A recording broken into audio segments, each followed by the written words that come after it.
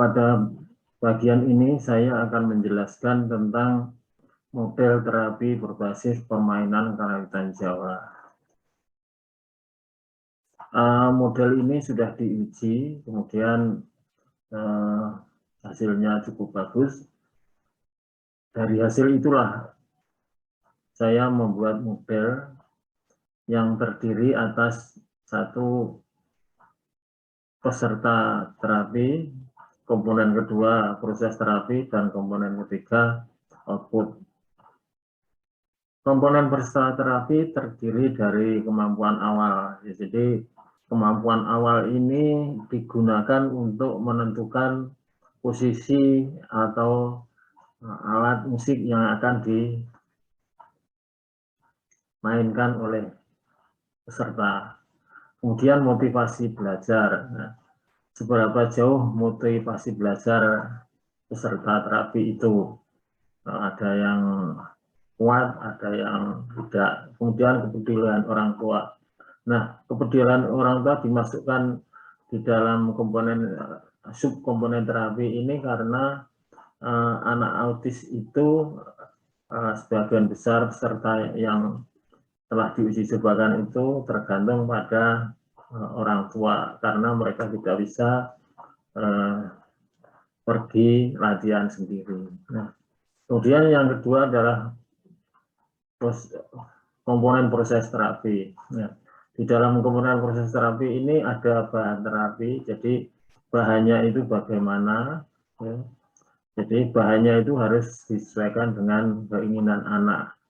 Terapis ya, terapis di sini tidak hanya mereka yang dapat bermain gamelan saja, tapi juga harus mempunyai pengetahuan tentang bagaimana cara mengajar atau melatih anak-anak berkebutuhan khusus ini. Kemudian metode terapi.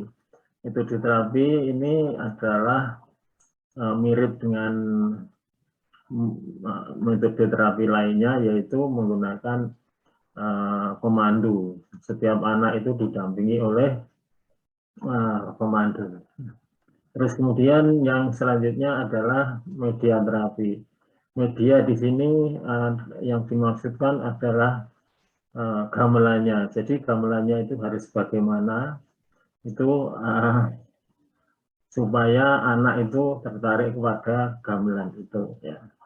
Kalau yang bahan itu adalah bahannya itu gendingnya, ya gendingnya itu tidak sulit agar anak bisa bermain sendiri. Ya. Jadi konsepnya ini adalah supaya melatih anak supaya bisa bermain gamelan sendiri.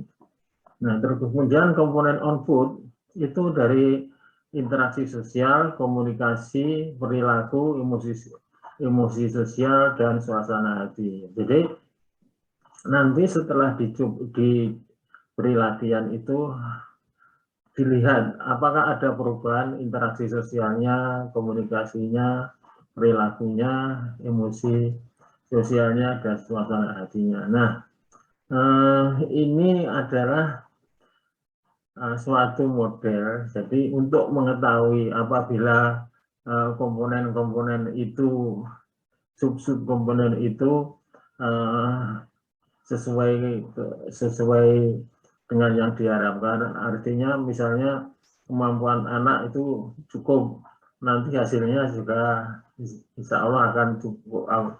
Apabila semua komponen ini sesuai dengan yang diharapkan, maka hasilnya juga sesuai yang diharapkan. Jadi untuk memprediksi lah kira-kira hasilnya bagaimana dari konsep model terapi ini. Selanjutnya ini akan saya perkenalkan rincian yang digunakan. Jadi rincian yang digunakan itu tidak lengkap. Jadi yang satu kendang, ya.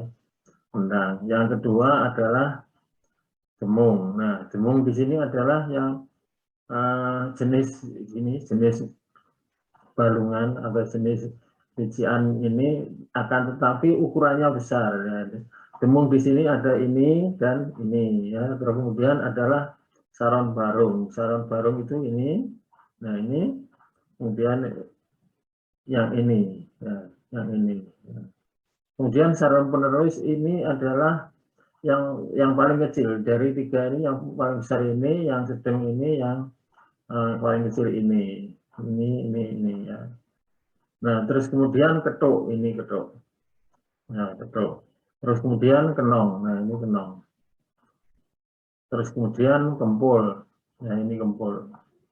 Yang terakhir adalah gong. Nah, jadi ini sudah cukup untuk memainkan lagu yang sebagian besar adalah bentuk gending lancaran yang cocok untuk anak-anak yang telah dicoba itu adalah gending-gending yang meriah, terutama adalah gending-gending Narta Sabdo, itu adalah yang paling disukai anak-anak.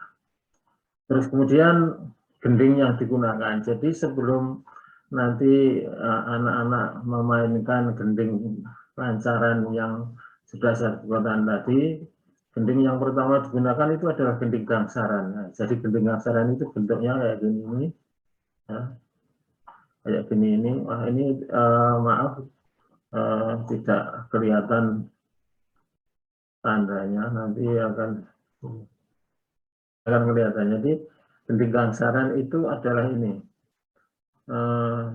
Perlu Anda ketahui bahwa kami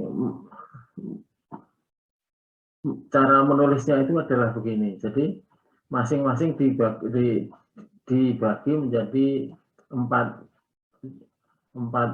ketukan. Jadi ini 1, 2, 3, 4. Masing-masing 4 ini terdiri dari 4. Jadi satu gangsaran itu terdiri dari 16 ketukan yang di dalamnya adalah ada ini ketuk, terus kemudian ini kenong, ini kempul, dan gong di sini. Nah, kenapa itu menjadi patokan di dalam menentukan gending? Karena ketuk, kenong, kempul, gong ini merupakan unsur penting di dalam bermain gamelan Jawa.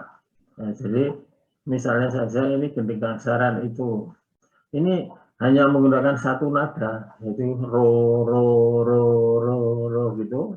Tapi itu kalau diberi tabuhan ketuk kenong akan menjadi indah, akan menjadi menarik.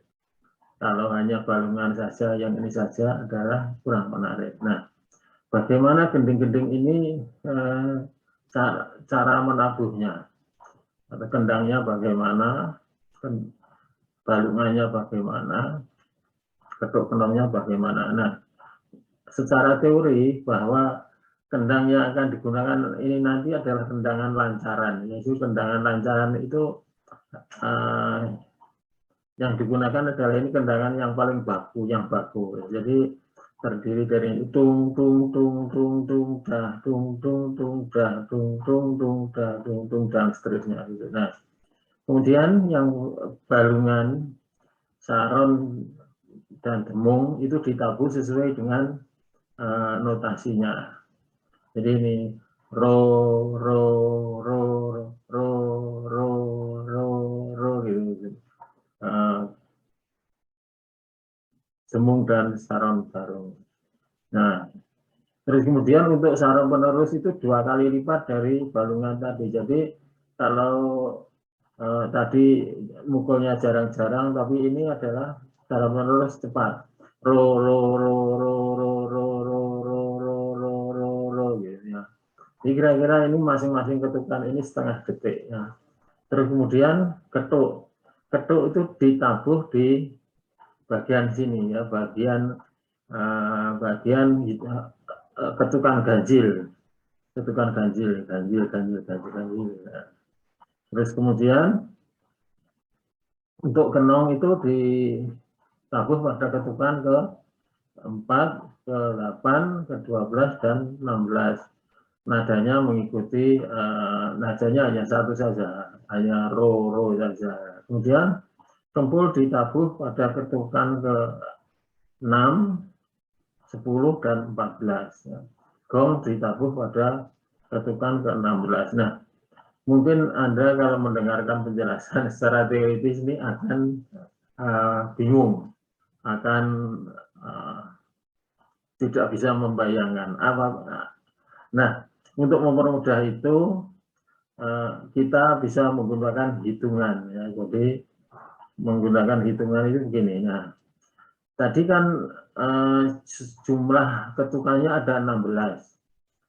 Nah, jumlah ketukan 16 itu bisa menggunakan hitungan sampai 8, akan tetapi masing-masing ketukan itu menggunakan ini 1, 2, 3, 4, 5, 6, 7, 8. Nah, gitu. Nah, itu digunakan sebagai media untuk melatih anak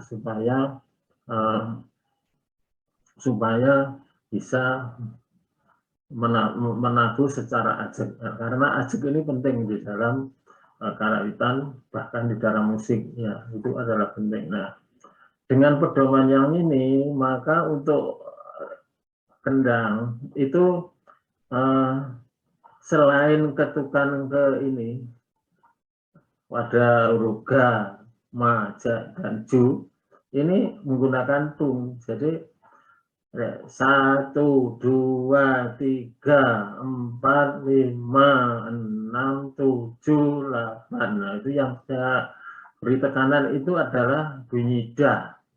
Lebih mudah kan ya. Nah, jadi misalnya tung tung tung tung tung dah tung tung tung dah tung tung tung dah tung tung gitu ya.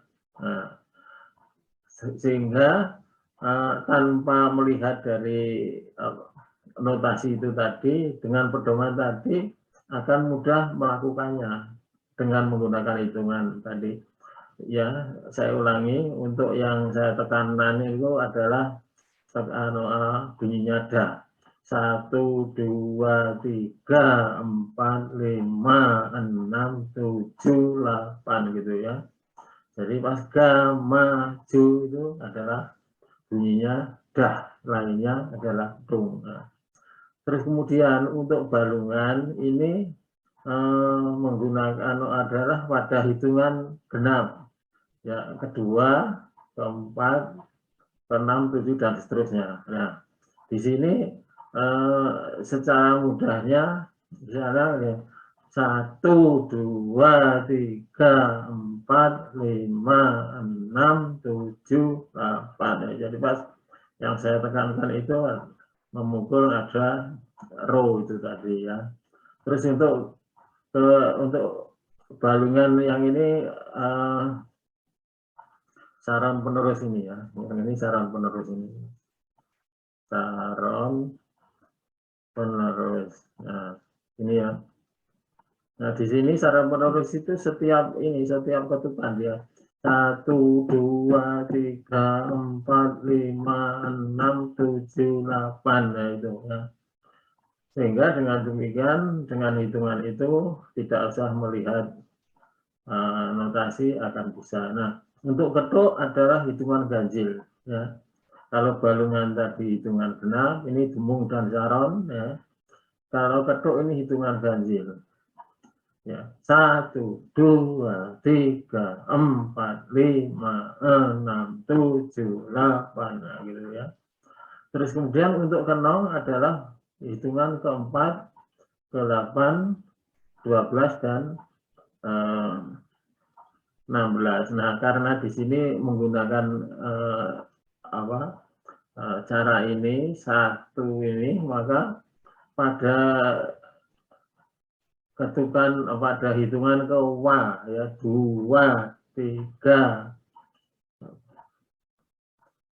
pada hitungan ke ini 1, 2, 3, 4, 5, 6, 7, 8. Nah, di situ adalah tabuhan kenong ya. Terus kemudian untuk tabuhan ketuk itu sama dengan kendang untuk bunyi dahnya. Jadi 1, 2, 3, 4, 5, 6, 7, 8 gitu ya. Nah, untuk gongnya adalah hitungan 8 itu ya. Ya, gitu ya. Jadi dengan menggunakan hitungan ini akan lebih mudah anak untuk belajar tempo di dalam gamelan, khususnya untuk mengajukan tempo itu tadi ya.